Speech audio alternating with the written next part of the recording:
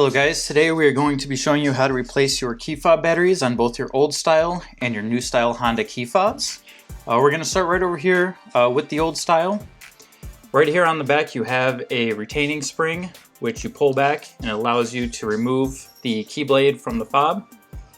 Right here in the middle you have two little half notches that allows you to insert the key in the center, twist, and split the case in half. So right here we have the key battery. It is a CR2032 which you can pick up from most local stores. I do recommend having a small pocket screwdriver for ease of removal for the key battery. All you do is stick it under the key battery, flip it up, remove the key battery, and insert your replacement battery. You're then going to take the case. You're going to want to put the front end first, just like that. Listen for the audible click for the case and insert the key blade back into the fob. Alright, so now we will show the key battery replacement for the new style fob.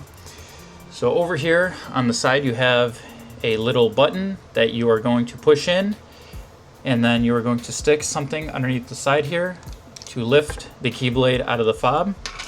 So this one is where a pocket screwdriver will really come in handy because the separating portion is much smaller. It is going to be right in here. So you're going to stick a screwdriver in there. You're going to want to pry outward to split the case halves. And again, right here we have our CR2032 battery. All you have to do is lift it right out of the case, insert your new battery.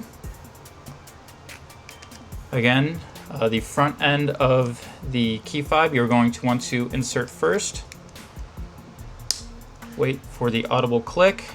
Look around the key fob, make sure that all points are connected. Insert the key blade back into the fob. And that is how you replace your key batteries on your old style and new style Honda key fobs.